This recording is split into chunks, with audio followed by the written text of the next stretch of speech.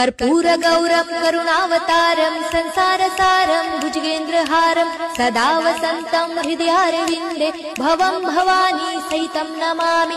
मन्दारमाला कलितालकाय कपालमालं जितसुन्दराय दिव्याम्बराय च दिगम्बराय नमः शिवाय च नमः शिवाय। घालीन लोटांगण वंदीन चरण डोळ्याने पाहीन रूप तुझे प्रेमे आलिंगन आनंदे पूजन भावे ओवाळीन म्हणे नमः। त्वमेव माता पिता त्वमेव बंधु सखा त्वमेव विद्या द्रविणं त्वमेव सर्वं मम देव कायेन वाचा मनसेन्द्रियर्वा बुद्ध्यात्मना वा प्रकृति स्वभावात् करोमि यज्ञं सकलं परस्मै नारायणायति समर्पयामि। अच्युतं केशवं राम नारायणं कृष्ण दामोदरं वासुदेवं हरे श्रीधरं माधवं गोपिका